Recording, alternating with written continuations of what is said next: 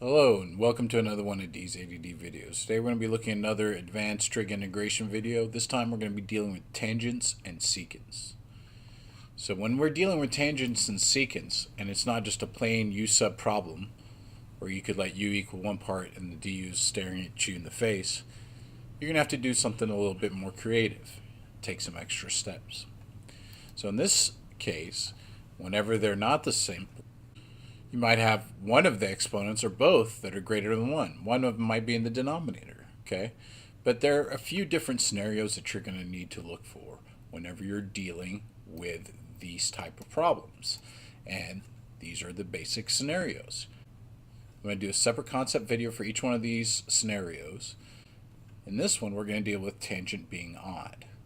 So our tangent exponent alone would need to be odd and positive, meaning in the numerator. All right, again, tangent would need to be odd and in the numerator. It can't be negative, it has to be positive.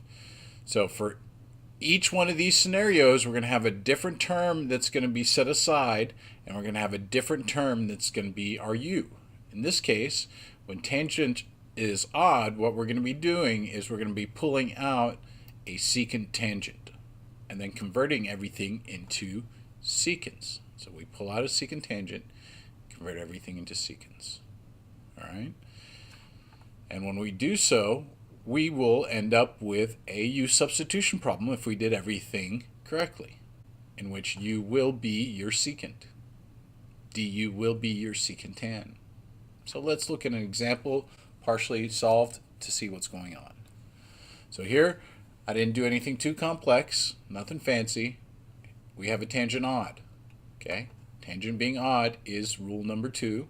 So in that rule, I told you to pull out a secant and a tangent. So we would borrow one secant and one tangent from each of these. And when we do so, we would get something that looks like this. Secant squared x, tangent squared x, with a secant x, tan x left behind. This term right here, that's going to be your du here in a few steps when you do your u substitution. So if that's my du, well, what would be my u? Well, what do I derive to get a secant tangent? Well, that's a secant. So that would be my u. So anything that's not a secant, like this tan squared, should be converted into a secant using your Pythagorean identity. So if you remember, tan squared x equals secant squared minus 1. If you don't remember, start out with sine squared x plus cosine squared x equals 1 and divide everybody by cosine squared. And then when you do that, solve for tan squared, and you should come up with the same thing. At that point, well, we know we have to convert everything into secants. So let's do that. Let's plug in tangent squared and what it equals in terms of secant. And now what we have is something that could be turned into a u, and the leftovers will be your du that will cancel out. So u would be your secants. You don't even have to distribute first. You can plug in, make that u squared times u squared minus 1. And then depending on how you do your u sub, the secants will cancel out with the secant tan over here. All right? And then at that point, all it is after that is your basic u sub problem. So you follow your u sub rules after that. Okay? Nothing too complex if you know the rules and what to do, right? If I told you to drive in Mexico and you got to head south, it's not too hard. You just start heading south, you'll eventually get there. Probably not the smartest thing to do. A map would be a good idea, right? But this is your map.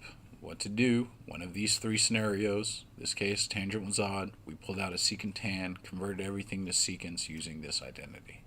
All right? That should be enough for you to practice these types of problems where tangent is odd. Secant could have been in the denominator. Don't let that fool you if tangent is odd and positive in the numerator. All right?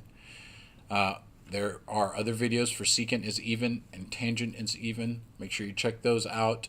And as always, practice, practice, practice. That's the most important part of all of this until it becomes second nature. Thank you and have a nice day.